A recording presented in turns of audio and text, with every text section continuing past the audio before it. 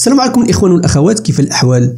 نتمنى تكونوا بخير وعلى خير. وهذا الفيديو لقاكم في صحه جيده. ما يمكنش الاخوان واحد المواجهه ناريه ما بين الاسد المغربي عمر هلال سفير ديال المملكه المغربيه في الامم المتحده وبين سفير الجزائر، واحد المواجهه قويه. بغيت نديرها لكم بنفس الطريقه، يعني كل واحد غيتكلم جوج مرات، كيتكلم هذا ويتكلم هذا ويتكلم هذا وكيجاوبوا هذا، يعني قويه وغيجدن يعني مواجهه كامله. يعني واحد كيهضر من الورقه، ممثل الجزائر كيهضر من الورقه، داكشي مكتوب ليه، واللي عنده القضيه في القلب السي عمر هلال كيهضر بدون ورقه وكيسترجل. وقال بعض الامور، انا نعطيكم غير بعض اللقطات وخليكم تشوفوا الفيديو. هضر على القبائل، قال لهم خصكم تهضروا على القبائل، هي اولى بالتقرير المصير. قال لهم كيفاش نتوما بغيتوا كتدافعوا انكم بغيتوا قرار من الامم المتحده وما عندكم حتى جندي كيعاون الامم المتحده. هضر على الصحراء انها جنه وانتم عندكم الطوابير، تفكوا مع الطوابير ديالكم. بغيتوا تعزيوا المغرب في هذه الفاجعه ديالو، هذيك غير دموع التماسيح. يعني واحد الكلام قوي جدا. خليكم تشوفوا الفيديو من الاول حتى الاخير. بطبيعه الحال دعمنا واحد لايك واشتراك، نتلاقاو في الاخير نناقشوا في التفاصيل. خليكم. La parole est à la délégation de l'Algérie. Merci, Monsieur le Président. J'aurais aimé ne pas avoir à prendre la parole en cette heure tardive, alors que vous avez déjà clôturé le débat général de notre Assemblée générale. Mais permettez-moi tout d'abord de réitérer les condoléances de l'ensemble du peuple algérien et sa solidarité avec le peuple marocain frère pendant cette douloureuse épreuve qu'il traverse à la suite du séisme dévastateur qui l'a affecté au début de ce mois. Permettez-moi aussi de renouveler une fois encore notre disponibilité à apporter une aide humanitaire et totalement désintéressée aux populations éprouvées par cette catastrophe naturelle. Monsieur le Président, je suis contraint de le faire, de prendre cette parole, car le distingué représentant permanent du Maroc a tenté de déformer la position exprimée par le président Tebboune dans son adresse à cette Assemblée mardi dernier. C'est vrai, et nous le revendiquons, que le président Tebboune a clamé encore une fois le soutien sans faille de l'Algérie aux peuples qui vivent encore sous domination étrangère. Mais quand donc comprendra-t-on que notre soutien à la quête de libération des peuples encore sous domination coloniale tire son origine et sa raison d'être dans notre histoire et dans notre lutte de libération nationale. Chacun son camp. Nous, Algériens, nous avons choisi le camp de la justice, celui de la décolonisation, celui de la liberté, celui de l'autodétermination et des droits de l'homme. Cet engagement s'applique naturellement en faveur de la cause du peuple sahraoui, qui attend depuis maintenant près d'un demi-siècle que l'ONU lui rende justice, que l'ONU applique finalement la déclaration 1514 sur l'octroi de l'indépendance aux pays et peuples coloniaux. Faut-il rappeler, Monsieur le Président, qu'en 1975, ce territoire du Sahara occidental a été d'abord dépecé, puis partagé, oui, je dis bien partagé, entre le Royaume du Maroc et la Mauritanie. 3 ans plus tard, enfin, il a été complètement occupé par le Royaume du Maroc. Les Nations Unies ont bien tenté de faire appliquer le droit international en créant la MINURSO. La MINURSO, c'est la mission des Nations Unies pour l'organisation d'un référendum au Sahara occidental. Cette mission demeure toujours sur le territoire du Sahara occidental comme un témoin de la volonté de la communauté internationale de mettre un terme à l'occupation et d'organiser une consultation libre et transparente du peuple sahraoui sur son devenir. Mais la MINURSO est régulièrement et jusqu'à ce jour empêchée d'organiser ce référendum d'autodétermination avec la mise en avant d'une nébuleuse proposition d'autonomie qui n'a jusqu'ici convaincu personne. Si au Sahara occidental, l'occupation marocaine était réellement, ou on a réellement fait un paradis avec ou non l'octroi de l'autonomie, pourquoi donc empêche-t-on ce référendum et d'écouter la volonté du peuple sahraoui? Monsieur le Président, d'abord la nature de la question du Sahara occidental. C'est une question de décolonisation. Il n'y a qu'à voir l'agenda du Conseil de sécurité, de l'Assemblée générale des Nations unies, du Comité des 24 pour connaître réellement la nature de cette question du Sahara occidental qui est et demeure une question de décolonisation qui doit être réglée par l'autodétermination du peuple sahraoui. Deuxièmement, on a cité l'Algérie.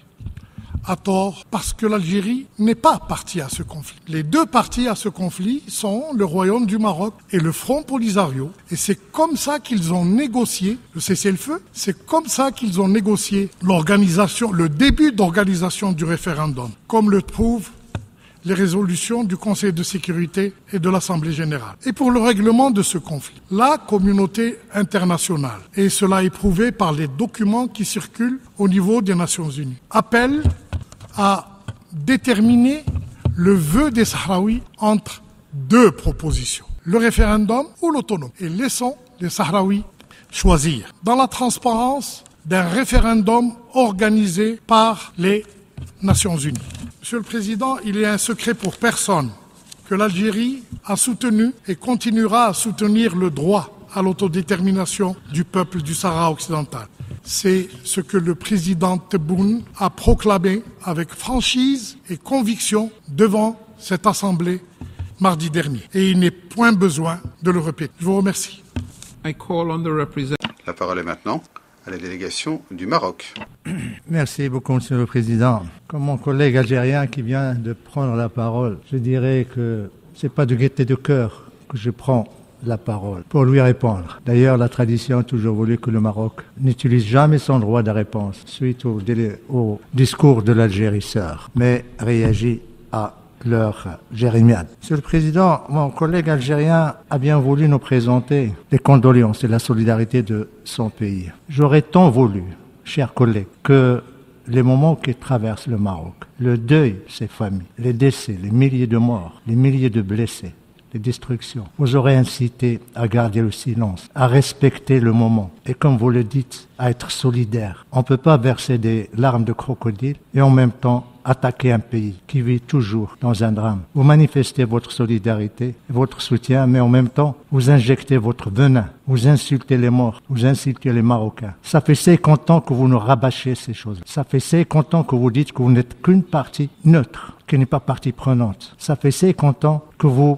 prétendez défendre un principe. Mais qui êtes-vous, l'Algérie? Qui êtes-vous, Monsieur le Président, Monsieur l'Ambassadeur, si vous n'êtes pas partie prenante? Qui vous a incité à prendre la parole si vous n'êtes pas partie prenante? Nous avons entendu cet après-midi plusieurs délégations qui ont usé de leur droit de réponse. Mais c'est des délégations qui ont des différends directs. L'Algérie, pourquoi a-t-elle pris la parole? Parce qu'elle est neutre, parce qu'elle n'est pas partie prenante, parce que juste elle défend un principe, parce qu'elle défend le référendum. Mais vous commettez énormément de distorsions historiques. Vous faites preuve d'ignorance de ce qu'a fait les Nations Unies. Vous parlez de référendum et vous parlez des résolutions du Conseil de sécurité. Vous avez oublié que le Conseil de sécurité, ça fait pratiquement 23 ans qu'il ne parle plus de référendum. Vous parlez du principe de l'autodétermination. Mais vous êtes comme un avocat commis d'office qui prétend défendre le droit et le principe et en même temps, il le viole. Si le principe de l'autodétermination, c'est cher à votre cœur, c'est cher à votre esprit, c'est lié à votre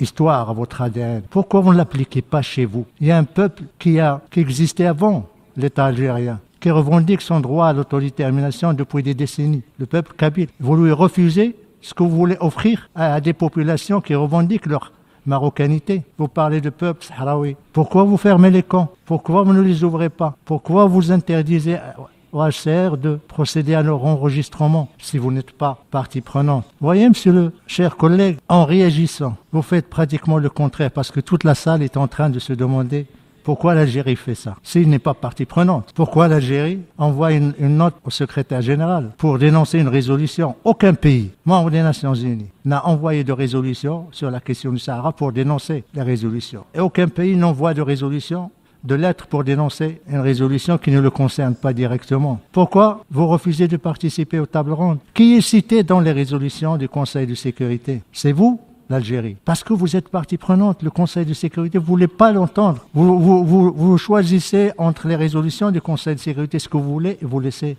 de côté le reste. Vous parlez de partition. J'ai ici une lettre de votre ancien collègue, M. Bali, 2002, 22 juillet, où il dit « L'Algérie demeure disposée à examiner la proposition concernant une possible partition du territoire du Sahara entre le peuple sahraoui et le Royaume du Maroc. » La réponse du Maroc a été le même jour, cinglante. « No, jamais de partition avec qui que ce soit.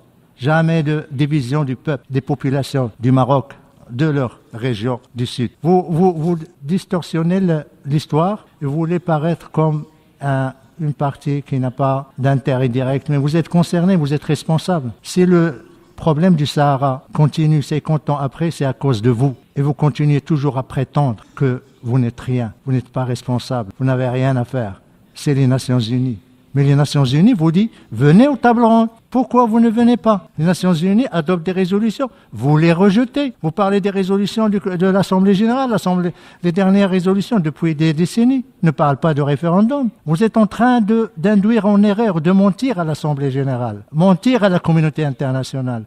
Comme vous avez menti à ces populations que vous avez transportées par la force dans les camps de Tindouf pour leur miroiter l'indépendance, une indépendance chimérique, pour créer une entité fantoche qui ne dépend que de vos services de renseignement. Voilà l'Algérie. L'Algérie qui présente ses condoléances et qui exprime sa solidarité. Mais en même temps, c'est l'Algérie qui veut saper l'unité du Maroc. C'est l'Algérie qui, depuis 50 ans, ne fait que armer, financer, diriger un mouvement séparatiste, groupe armé, qui a en plus des connexions avec le terrorisme international. J'aurais souhaité, mon frère algérien, un peu plus de décence, un peu plus de respect ne serait-ce que c'est pas pour les victimes du séisme récent, ne serait-ce que pour les Marocains qui ont versé leur sang pour votre indépendance. Mais vous avez la mémoire courte, nous le comprenons parce qu'il n'y a pas de principe chez vous.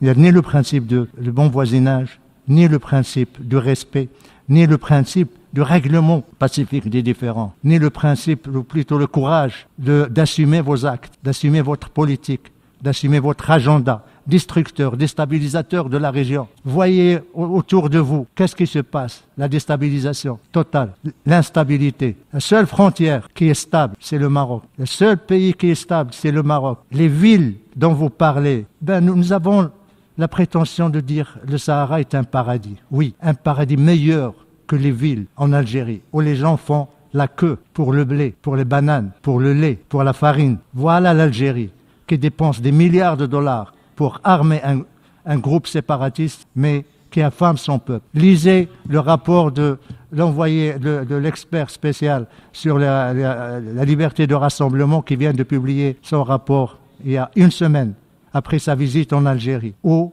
il décrit la limitation de liberté de mouvement, les emprisonnements, les accusations fallacieuses contre les militants du Hirak. Voilà l'Algérie, voilà la liberté dont vous parlez, voilà l'autodétermination que vous voulez. Laissez votre propre peuple s'autodéterminer avant de revendiquer l'autodétermination aux autres. Quant au Maroc, le Maroc il est dans son Sahara, il le restera jusqu'à la fin des temps. Regardez le Sahara, le progrès et le développement du Sahara. Nous construisons, nous consolidons l'état de droit.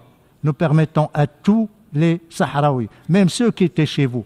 Maintenant, ils gèrent des régions. Les ex du Polisario gèrent des régions, participent à l'exploitation des ressources, à l'état de droit, à la vie politique, économique, culturelle de la région. J'espère, chers collègues, que la prochaine fois, quand vous allez ouvrir votre bouche pour parler du Maroc, vous réfléchissez avant, à 2 reprises, parce que vous avez tout simplement hypothéqué l'avenir du Maghreb depuis 50 ans. Je vais demander aux représentants.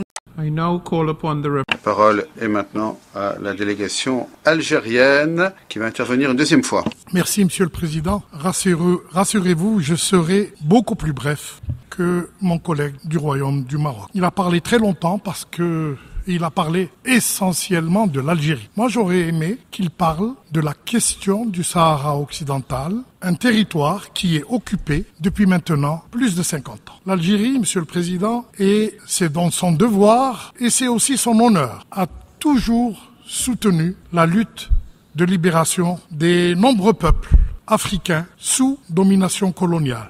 Et nombreux de ces pays sont à l'intérieur de cet hémicycle. Et la résolution 1514 est toujours d'actualité pour le peuple du Sahara occidental, qui constitue la dernière colonie en Afrique. Pour le prouver, il suffit de regarder l'agenda de cette auguste Assemblée générale et de la 4e commission. Mais je voudrais répondre sur 2 points précis. En ce qui concerne la partition du Sahara occidental, je vous invite à jeter un coup d'œil sur l'accord de délimitation des frontières signé entre le Royaume du Maroc et la République islamique de Mauritanie. Cet accord, signé le 11 avril 1976 et qui est enregistré au niveau du secrétariat des Nations Unies, qui a été enregistré le 9 février 1977.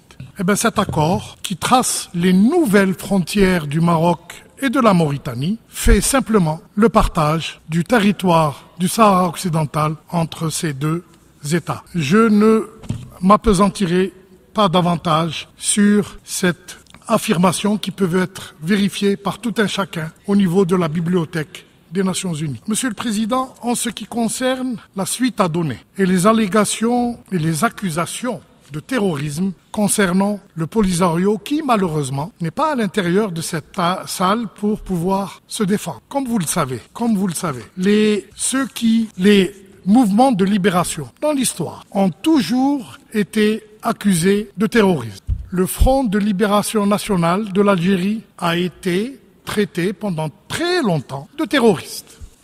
Mais cela ne trompe personne, car tous les pouvoirs hégémoniques ont toujours tenté de diaboliser les résistants et les militants de la liberté, et cela ne convainc sûrement pas le secrétaire général des Nations Unies, qui vient encore de recevoir le secrétaire général du Front Polisario, M. Ibrahim Rali, il y a une dizaine de jours. Pour terminer, Monsieur le Président, je voudrais réaffirmer... J'aimerais demander au représentant de l'Algérie de conclure. Au représentant de l'Algérie de conclure. Le temps imparti est écoulé. Merci. Réaffirmer l'appui de l'Algérie au secrétaire général et à son envoyé personnel dans ses efforts pour trouver à cette question de décolonisation une solution par la voie référendaire, c'est-à-dire consulter le peuple du Sahara occidental sur son devenir. Je vous remercie. En ont les compétences. Merci. Je donne maintenant la parole au Maroc pour une seconde intervention. Merci, Monsieur le Président. Désolé de reprendre la parole, vu que mon collègue algérien aime à polémiquer, à répondre chaque fois que je prends la parole. Je vais essayer d'être aussi bref que lui. Mon frère algérien m'a fait deux reproches. Premier reproche, je n'ai pas parlé du Sahara. Je lui donne rendez-vous aux tables rondes. C'est dans les tables rondes que nous discutons de la question du Sahara, et l'Algérie est invité à ces tables rondes. Malheureusement, il continue toujours à rejeter, à participer, à rejeter les résolutions. Et également à rejeter les résolutions du Conseil de sécurité. Donc s'il est tellement intéressé pour qu'on parle de la question du Sahara, Maroc, Algérie, comme nous l'avons fait durant les 2 premières tables rondes, nous pouvons continuer ce que nous avions commencé. Deuxième reproche, c'est que je n'ai parlé que de l'Algérie. C'est vrai, cher frère, pour une simple raison. Parce que l'Algérie est la mère de tous les malheurs de notre région. Maintenant, j'ai 3 observations. L'Algérie rejette les résolutions du Conseil de sécurité. Et là, je me pose la question suivante. Que va faire l'Algérie au Conseil de sécurité quand il rejette ses propres résolutions? Il n'y a pas de place au Conseil de sécurité à des pays qui rejettent, qui violent, qui ne respectent pas les résolutions du Conseil de sécurité. Nous attendons l'attitude de l'Algérie lorsqu'il aura accédé au Conseil. Deuxième observation. Mon collègue algérien fait preuve d'une méconnaissance, malheureusement, des textes des Nations Unies, des résolutions et des décisions. Le Conseil de sécurité ne traite pas la question du Sahara en tant que problème de décolonisation, mais de paix et de sécurité. Et c'est dans ce contexte-là, dans cet esprit-là, que l'Algérie, qui a été plusieurs reprises membre du Conseil de sécurité, et qui a voté les résolutions sur le Sahara marocain. Donc, il ne peut pas les ignorer. Troisième observation, c'est l'Algérie a de la chance, grâce au principe de rotation. Parce que s'il n'y avait pas le principe de rotation, l'Algérie n'aurait jamais accédé au Conseil de sécurité. C'est le tour de l'Afrique du Nord et c'est un principe égalitaire. Et nous sommes pour ce principe. Et c'est pas parce qu'il a fait quoi que ce soit pour les Nations Unies. La preuve, il n'a même pas un seul soldat en force de maintien de la paix. La preuve, c'est qu'il abrite un groupe armé, séparatiste.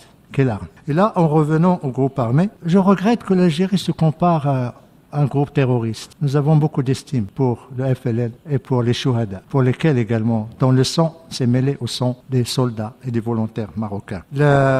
L'ambassadeur algérien se fait le défenseur de groupes terroristes, des liens terroristes avec Al-Qaïda et Daesh. La preuve, c'est que Abou Walid Sahraoui venait se soigner dans les camps de Tindouf chaque fois qu'il était blessé par les forces françaises. À 3 reprises, il a trouvé refuge dans les camps de Tindouf. Et autre élément d'information, c'est que Daesh n'a pas l'habitude de décréter un deuil lorsqu'il perd un de ses membres éminents ou de ses leaders.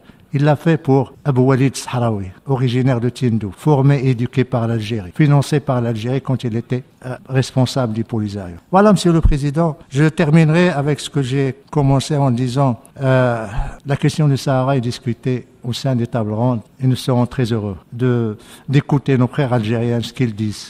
Même quand on n'est pas d'accord, mais l'essentiel c'est qu'on est autour de la table, qu'on parle de paix, qu'on ne parle pas qu'on ne s'attaque pas mutuellement, qu'on se respecte également, comme cela a été le cas durant les 2 dernières tables rondes. Je vous remercie, Monsieur le Président. كما شفتوا الاخوان كانت مواجهه قويه وقويه جدا. ما نساوش انه السي عمر هلال احترم الشهداء وقال لي لان الشهداء ديالكم مختلطين الدماء ديالهم بالدماء ديال المغاربه. تكلم عاوتاني زاد عجبتني اللقطه ديال انكم نتوما السبب البلاء. كان غينوض ليه الصراحه كل ما يوقع يحبسوه ينوض ليه. قال نتوما سبب بلاء في المنطقه. اعطيني الراي ديالك في هذه القضيه. شنو ظهر لك في القوه ديال السي عمر هلال؟ كاين السيد كيهضر بدون ورقه عنده الافكار مرتبه والاخر غير هذا الشيء بالورقه وكيتفتف. علم الله كون كان بلا ورقه. تفاعل مع هذا الفيديو هذا، بارطاجيه ليوصل لاكبر عدد ويعرفوا الناس هذه المعلومه هذه. الى اللقاء فيديو اخر ان شاء الله. تهلاو.